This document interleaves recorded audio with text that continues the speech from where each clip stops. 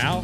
Welcome to Big Boy Crypto, the people's channel, home of the BitSquad, the largest and greatest crypto community in all of the interwebs. This is Around the Blockchain. We come to you Monday through Friday at 5:05 p.m. Eastern Standard Time, talking about your favorite topics with your favorite guests. And today is no exception. We have maybe the best panel of all time. I know I say that every time, but we're going to start on the top right. We have winner of the best stash on all of YouTube. Move over, Dr. Disrespect.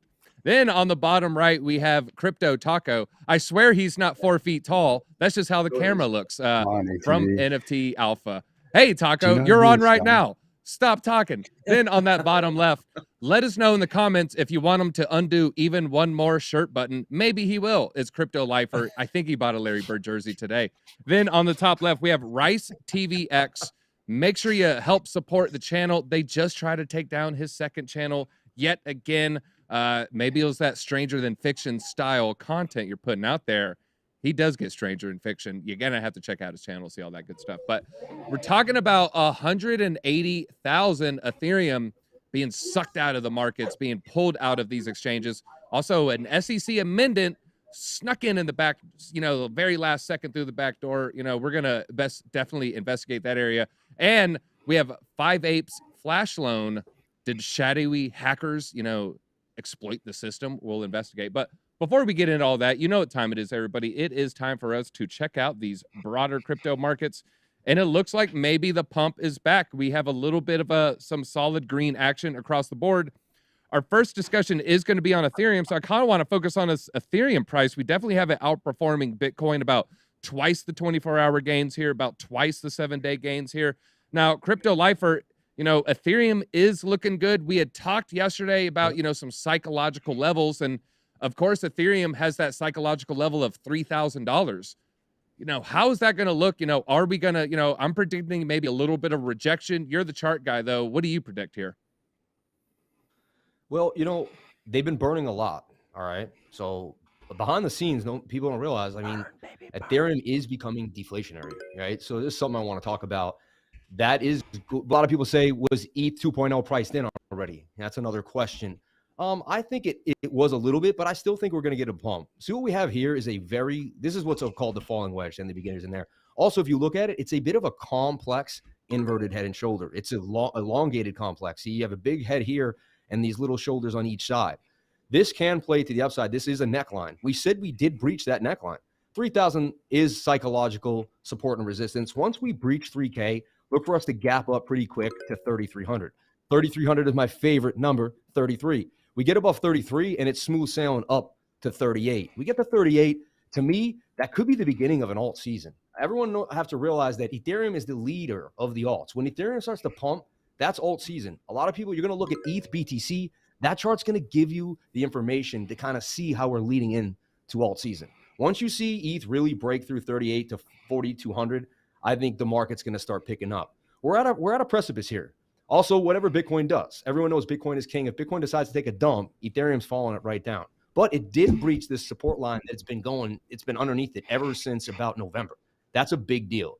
If that can stay above it and not go below and actually stay above this support line at about 2,700, you're probably looking for ETH to go to 33 in the short term. Yeah, I've seen a lot of people, talking about that downward support line on the top end. It does look like, depending on how they draw the chart, it is closing above. So it's closing above on you. What is that time frame real quick? I'm on the 4-hour there. If I flip to the daily, which is even more substantial, we clearly broke the trend. So some people are trying to do this. To me, I have this funny idea when I teach TA. If there was 5 people in the car, 3 people wanted pizza, 2 people wanted burgers, you get pizza. If more touches on the trend line create the trend, then that's where I have to go. So if I go up here, I only touch 1, 2, 3. If I go down here, I have way more substantial touches. To me, that is the trend. Well, you got to watch out for those substantial touches. Now, ETH is disappearing out. There's the largest outflow. I'm just talking about trend lines here. DZ, hold on. DZ, you got that spice today, brother. You're bringing the spice today, man. I like it. No, spice is scary. Stay away from that stuff. So we have some major outflows leaving, the exchanges here. It was the largest outflow of the year, the largest outflow since October of last year. 180,000 Ethereum tokens were withdrawn in a 24-hour period. huge downturn on the supply. The last time that amount was taken in October, we saw a 15% rally very quickly just over the next few days. Right now, it is kind of pushing. We also have gas, kind of low, maybe encouraging people to, maybe swap a little bit more than they would when gas is above 100 gwei. Right now, it's average about $46 or 46 gwei. So pretty low, pretty low on the gas. Now, Rice, when it does come to gas, not everyone knows, how gas can affect these prices, or how's it priced in? Gwei, what does that mean? What do you mean gas is higher, people trade less? Just for the newer investors at home, what does gwei mean, and how does that affect, or how's that affected by Ethereum's price? Honestly, I will be completely honest. I do not know what gwei means. I just know, like, if you break it down, it's kind of referencing what Bitcoin does with Satoshi. So it's just breaking down the Ethereum value minus 1.0. So anything beyond the 0.00 level would be in a gwei. Now, gas, what's important is that's what fuels your network. You've seen some of these smart contract platforms that have their own gas token that's separate from the actual token and utilized on a platform. But in the case of Ethereum, they are one and the same. Okay, now crypto Stache, when it does come to gwei, a lot of people are thinking, Ethereum is priced out of gaming. Is that kind of the take you have? I know Wax, in some respects is superior for gaming, and there's other blockchains, even Solana. What do you feel about, Ethereum long term being used for a gaming ecosystem? Is that possible? Ethereum L1 is dead when it comes to gaming. I mean, that's 100%. If your game is still using Ethereum layer 1, it's not going anywhere. It truly is. It's impossible to use at this point. Even with the price of gas down, even with where it's at right now, is still too much for it to be used for mainstream games. I mean, even at the level we're at right now with the adoption of crypto, and then you look at the adoption of, like, how many people understand crypto and also like to game and want to do both, right? The things that are combined together, that it's not possible. So that's why we've really seen the rise of all these L2s in Ethereum. Polygon has gone huge into the gaming side of things. They have a whole new gaming studio that they're really pushing hard. They've made some pretty big key hires too. And so, we're starting to see more games being able to launch on Polygon. And then same thing with Immutable X, two of the biggest L2 solutions that are really focused on gaming. And so I don't see gaming on Ethereum really, existing. Maybe when ETH 2.0 gets to us, but I mean, at that point, how much market share have they really lost? Everyone has already found other solutions. They're already moving over and trying to port over. We're seeing large games like the Sandbox even starting to make their move over to Polygon as well. And then eventually there's not going to be any games left on Ethereum L1. And by the time they get to ETH 2.0, wherever the hell that's going to happen. Vitalik, are you watching, man? Get on it, sucker. I'm sure Come he's on, watching. Prince of Crypto. He's definitely watching. Now, Taco, he brought up really, really good examples of the L2 solutions for Ethereum. Immutable X. We're both familiar with it. Polygon. We're both familiar with it. With Pluto Alliance utilizing it as well. What do you see for L1s though? What L1s are on your radar when it does come to gaming? What's up, everyone? First time on the show. Glad to be here. I've been working here at BitBoy Crypto for about 3 months now. So found out about a few months ago I was going to be on the stream. So yeah, we threw him into the boiling water, but it's all right. He doesn't have that crab bucket mentality. You gotta watch the NFT Alpha video for that reference. But Taco, yeah, I mean, Alpha. What do you like for L1 layer 1 crypto when it comes for gaming? What's the main one on your radar? For gaming, well, I'm gonna have to go with Stache here and go with Wax. I mean, you can't go wrong with that low transaction fee. It's easy to integrate these NFTs into the games, and who wants to spend $5, $6, $7 just to do a transaction on a game? It's not going to work in the long run. So I totally agree. Wax blockchain, I've been playing Starship a lot and getting Wax every single week. It's paying me out. So definitely Wax. Cardano, I could see that coming along. They just have to implement their scaling so more people can actually use it, because if it's getting this bottleneck, it's not going to be able to be used in the future. What else? XRP might be a player in the future. You also got Solana, but that's kind of centralized. So, those are the ones on the top of my radar. All right, and chat seems to agree. They like all those options, and Neptune holder in the house. So, all right, let's move on to the SEC amendment. Like I said, they try to sneak in a little extra provision there, right there at the final hour. They propose an amendment to the SEC, the Securities Exchange Commission, and they are calling for.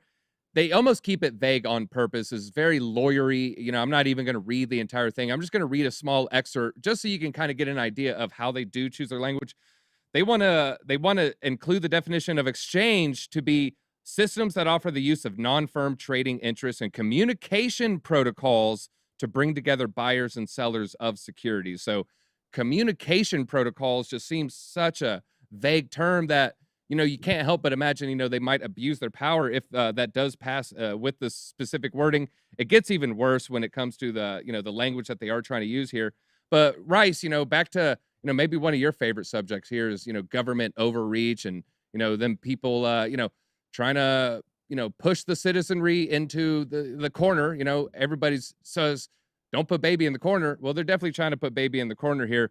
We constantly see them trying to overstep. We constantly see them, trying to add these amendments at the last second. We're always seeing them, trying to sneak in this very, they call it shadowy coders. They're just shadowy legislation, passing through.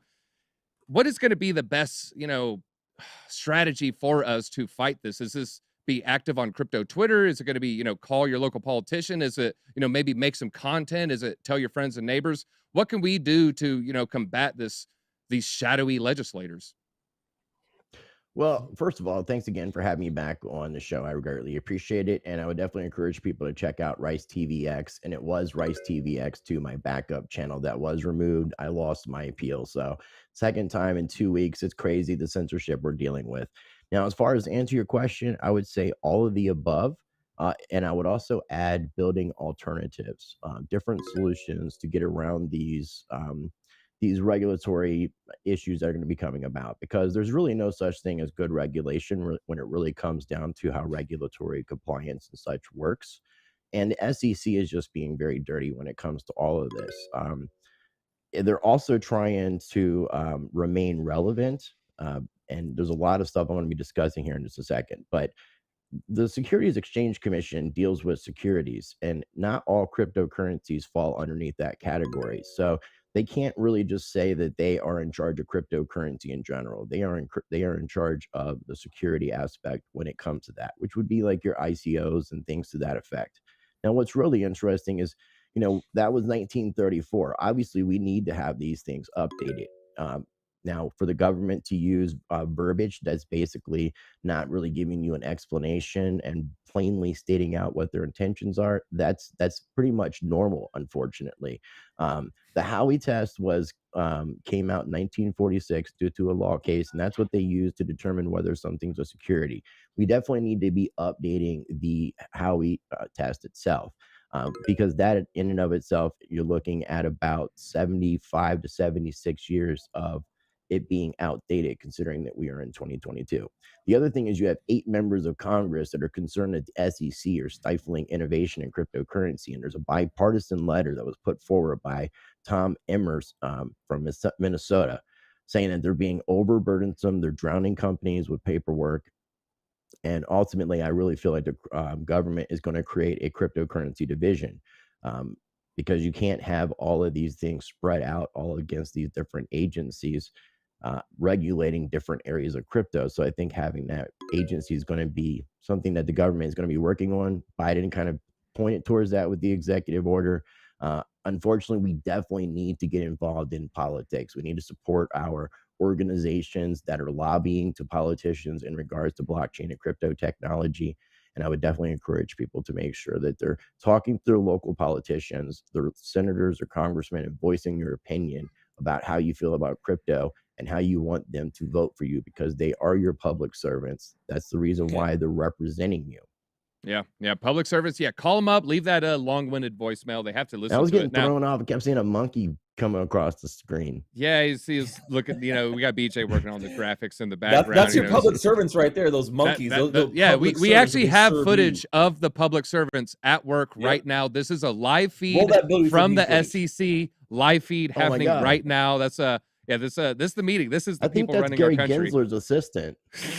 It might Yeah. be. Now, Lifer, we have some sort of recourse, right? Like, what can a crypto project or a crypto company do to fight this? I can leave a couple of strategies. Like, what do you see as, maybe a successful playbook to try to navigate this regulatory landscape? As I said before, lobbying is the answer. You got to hire a good lawyer who's been known to be a good lobbyist, who has some connection to the financial world, maybe even a governmental rep, someone that's done something with state senators, someone that has some type of Capitol Hill, representation, or something that over time that they've done something similar to that, and then kind of give them an incentive, like you're eventually be part of the firm, or I'll hire you as my lawyer, and you'll come. It's like you kind of have to use that movement now.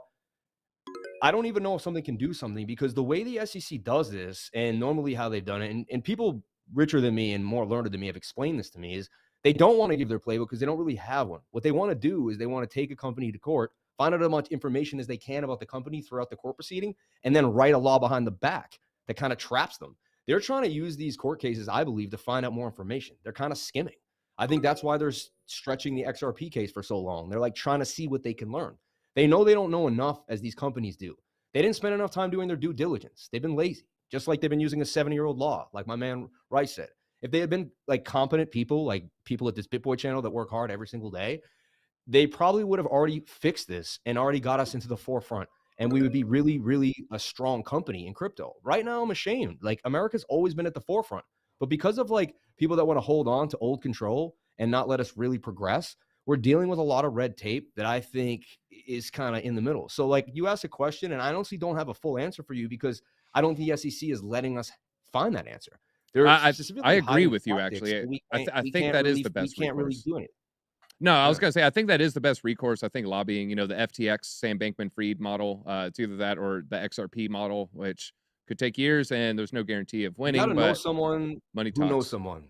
Yeah. Now, You know But it's an Taco. abuse of power. It's an abuse of power nonetheless, though. Yeah, for sure. Now, It Taco, is. what It do is. you see the SEC targeting next? Do you think that they're going to go after DeFi, some sort of staking yield, or are they going to go after gaming? Do they got exchanges on the chopping block? What do you see as, maybe having some strong headwinds heading against them? I could definitely see them trying to target the NFT market with the real market with art. A lot of people use that to launder their money, and what easier way to do that through digital ownership of assets? And you kind of already see it happening. I mean, you see all these headlines like guy gets scammed over his Bored Ape, and then next thing you know, he's suing for the money back. So I could definitely see the NFT market getting targeted the most. Okay, I could definitely see that. Now, Stache, would you agree with that? Do you think NFT market needs to worry, whether it's a money laundering thing, whether it's a fractionalized ownership? I know you and I have both seen those scammy Instagram ads where it's a Bored Ape Yacht Club derivative on a different chain, and hey, everybody, is going to be a $50,000 floor, and we're all going to have Lambos soon. Should some of these scammier projects be worried? I mean, the scammier project should always be worried, but I don't think they care that much. They're, like the point of a kind of a scammy project out there is to scam people quickly and get the hell out. So I mean, they're all, no matter what happens with the SEC, no matter what direction they go with these amendments, there's always going to be companies out there that are going to try and skirt any of these laws and try and scam people out of their money. Now, the SEC is definitely looking for ways to include every element of crypto, in particular any of the decentralized elements, because they understand that they understand the power there. I think they're really starting to get to that point where they do truly understand what a decentralized economy can do, and so they want to make sure that they can get us underneath their damn thumb. They want you here, guys. This is where they want you, right here, so they can go bam and crush you. And so, it's one of those things where yeah, is it going to come to NFTs? Of course it is. But they got to start somewhere. They can't just keep jumping around and all crazy like a ADD child, or like, where do I go? NFTs, DeFi. What should I do? Should I And so they got to. So right now they're just barely in L1s, like top 5 L1s. They got to get through XRP first. They got to get through XRP first. They really can't do anything until that happens. But in the longer term, yeah, they'll definitely look at NFT, especially with what's going on. Every element is coming together. We've seen Biden talk about this and wanting to crack down harder. We're seeing the SEC doing the same thing. We're going to start seeing every other industry here in the United States do the same as well. And we've seen companies pull back because of this, because they're fearful, because they don't really know what the hell is going to happen. So it is a perfect storm right now. And I would say probably in the next 1 to 2 years, we'll see some major regulation around every aspect of the entire crypto industry. You bring up a good point. They don't have enough manpower. They don't have the prosecutors. They don't have the law clerks. They don't have the people doing the research. They don't have the lawyers. They don't have the funds. And it's too much coming from every single direction. That's why they don't know Yeah, what to it's too focus much. on. You got They so got much. to I do mean, just one for thing at a us in the time. space to keep up with what's going on in the space is just hard enough.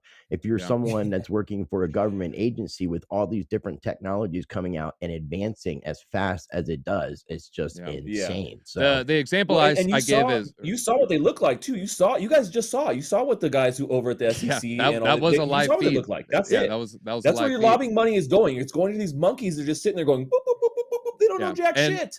Of course, I always say follow your local tax laws, but my example is the IRS right now isn't going to be able to handle everyone's tax when it comes to crypto. Well, they probably couldn't hiring- handle 2016 with today's manpower. So they have a huge they're always hiring going to be spree, and 5-6 that's years part of behind. Biden's executive order. They're going to be cracking down. The tracking and tracing is coming. The CBDCs are here and going to just get worse. All right. Well, let's talk a little. I also apes. wanted to add. Or go. We'll go. I also wanted to add things like Coinbase. They're already getting targeted for their yield-bearing like interest coins rates. like Algorand. Yeah, you look at what DAI has done. DAI's way down. It's like 0.15 now. Cut in half. Yeah. Or even DeFi is a 90% threat to the down. bond I was market. getting 4%. Now I'm getting 0.15%. I mean, they're trying to and the bond compete market with is these not doing banks, what it and used they're to. losing. Yeah. All right. Well, let's talk a little apes here. We had someone game the system when it came to ApeCoin. That's right. You know, the big ape drop, it went up to $15 today. So that was, 10,000 coins there. That was serious money aboard Ape. At one, if you caught the top, you're looking at about 150,000, 60,000 for a mutant ape. Someone was able to do a flash loan. Essentially, they have these aggregators where they'll hold NFTs. You could loan your NFT. They give you tokens. The tokens, you could either stake the tokens or you cash in the tokens for the NFTs in the pool.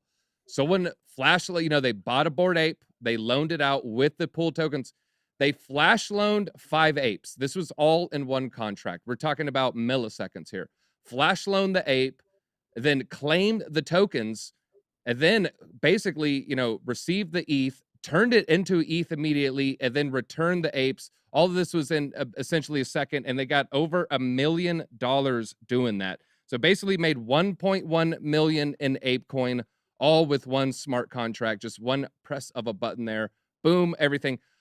The community split. Some people are saying, good for this guy. He did the code, he wrote the program. He made this happen. Some people are saying, well, this is unfair to the people, who have these tokens. How about the person that owns those apes in that pool? Some saying, well, he owned it for that millisecond and that's good enough. So, I mean, there's definitely two ways of looking at this here. Now, Lifer, you're familiar with trades. You're familiar with bots. You're familiar with trying to trade on a stock market, opening bell. You just will lose to bots. Even if you're using Robinhood, they're front running your information. They're selling those trades, down to the millisecond here. So do you see this as, an innovative, use of coding, or are you seeing this more malicious? I read the article and I had to smile. I mean, the guy, what he really did, if you take into what he did, he bought an ape for $300,000. Okay. That allowed him to then put the collateral up to then lend the 5 apes, right? Which he then claimed for the 1.5 million in ape token. So, I mean, what a move, right? He 3x's $300,000. Who knows how he got the first ape too? He may have even done another collateral loan to get that ape. We don't know. They didn't go to full extent. It looks like he really just put the money up. But at the same time, I mean, what a smart idea. I mean, if the contract is there and you're smart enough to use it in your advantage, to me, is it a hack, or are you just a genius? And the people who created the coin and they created the smart contract, like if they're not smart enough to see the chess move that you saw, where you exploited, I mean, that's on them to get better. I think as these keeps happening, it's going to make crypto more secure. So if people don't like it, they're going to have to get better at their coding game. They're going to have to better at their Solidity, better at their Python. They're going to have to get it moving.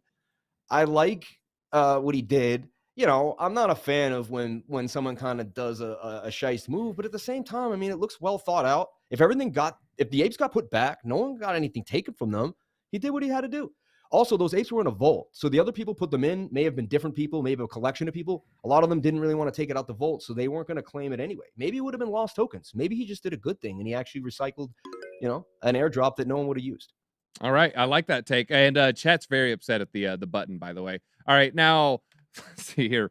Rice, what would you say for the vault? For the vault themselves, you know, this happened to you, you know, you're running the vault. Do you run this as like a positive, like, hey, you never know what's in our vault, you know, you can do these things and maybe get a little arbitrage? Or is this more of a black eye on their name? Is this kind of an embarrassment, like, well, the vault didn't even clean it themselves, you know, that's kind of, you're taking an L there. What do you see this as, a positive or a negative for the vault itself? Well, for the idea of vaults, I think it's a positive thing. We don't know who the owners of the vaults were in conjunction with this whole airdrop. So I can't really fault or say anything about the individuals that had the vault. The idea, though, I think is genius. Not only of the vaults and be able to have that kind of capability of having that potential airdrop or that passive income coming in that you're unexpecting. But this move was really an OG gamification move. And I don't really look at it as a bad thing. I don't look at it as a hacker thing. I look at it more as a genius move. Who has the skills to be able to do all the things that were mentioned, taking out a flash loan, taking out renting the NFTs and then paying it all back in a single transaction? I mean, that is insane to think about. I mean, that's just a complete OG move. Like Ben Armstrong said earlier in his live stream, I would definitely like to interview or meet this individual. If he wants to become public, you know, feel free to reach out to me, because I'd like to, you know, have someone like this on my side. And this is an arbitrage opportunity. You know, you can see people doing the arbitrage exchanges between exchanges, trading between the exchanges on different prices of same cryptocurrencies. This is just another opportunity for people to take advantage. And anybody who can gamify a system like this definitely deserves props. And I think it's just one of the most OG moves I've heard of in quite some time. Yeah, you could definitely join the NFT alpha team. Yeah, you could definitely join the team where I'm from. All right, now Taco. No, we had a good long talk about this, but I have a question for you here. The people who hold these tokens for this vault, you know, you've staked. Say you were one of the 5 apes that, you know, it was your ape that was staked. You're staking your tokens. You're not really in the position to, you know, cash it in, grab your ape coin, put it back. But, you know, you're staking your coins. You have ownership percentage of this vault in your mind. Do you think the people participating in this vault have any legal recourse? And I mean, even so, like, what can one do, being this is crypto? I mean, did the people in this vault participating, they just got to take the L and, you know, tough luck? Well, correct me if I'm wrong, anybody, but I believe no individual or body actually owned this vault. That people were using it for the fractionalized ownership. So I don't think any legal action can be taken. But again, correct me if I'm wrong. And it just goes to show, like, if this guy was able to do it, sooner or later it could have been done in the future. So it also gives the reasoning that, hey, like, these flash loans aren't illegal. And the cool thing about it is it has to all be done within the same block, same transaction. So if it fails, all you're going to be doing is losing a little bit of gas. But if it succeeds, then hey, you just made 1.1 million in the ape token. Yeah. I mean, I think it's a W for the person for sure. Now, Stache, you know, there's other things than ApeCoin, you know, which was, you have 90 days to claim it as long as it's not claimed yet. But sometimes there's snapshots taken. Sometimes there's just random airdrops.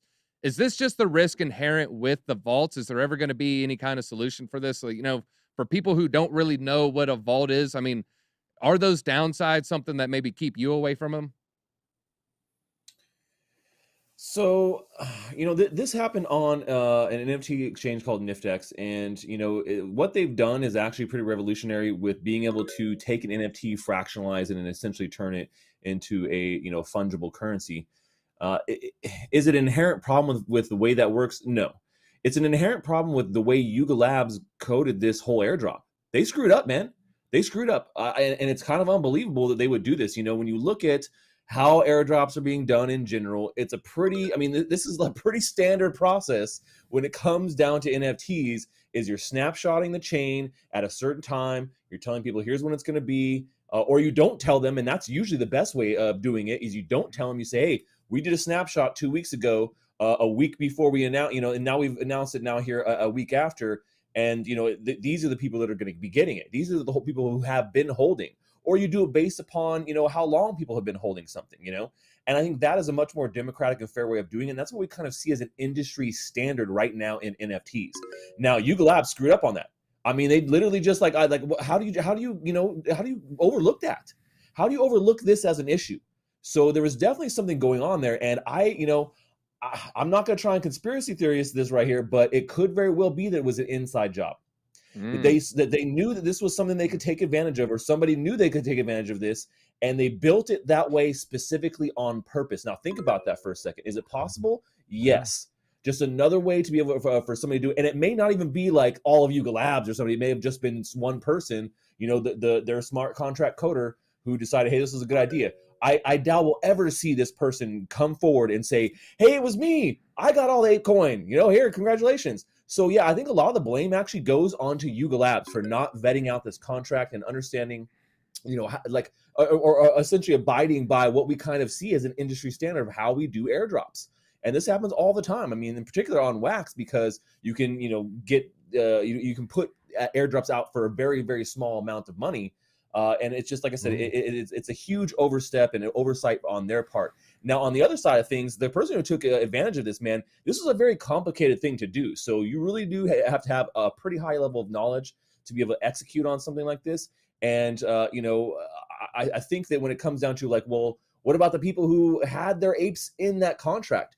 You know, you guys got to think too, not everybody watches the markets like a hawk like we do. And so when news drops, it's easy to miss something like this. You know what? It wasn't like they had you know, been talking about this ApeCoin drop for months. It wasn't like a big popular thing until not that long ago.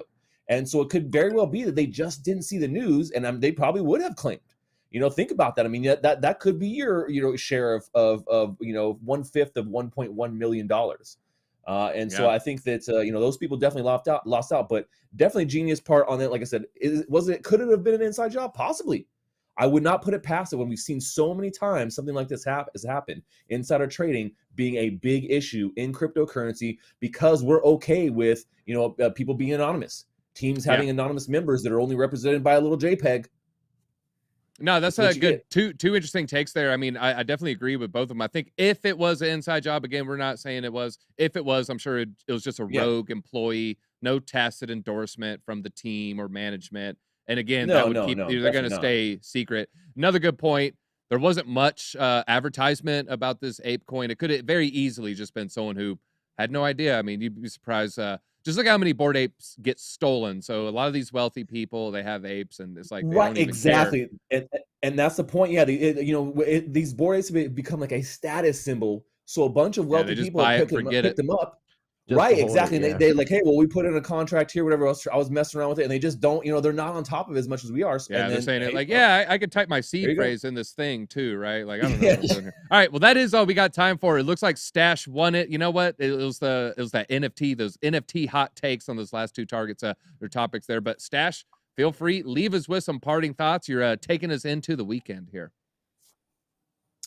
Yeah, so when it comes to NFTs, you know, just stay safe out there. There's so many products that are flooding into the space here over the last year. They want your money. They're not trying to do anything else, you know, give you empty promises, say they're creating community when they're not really doing a hell of a lot.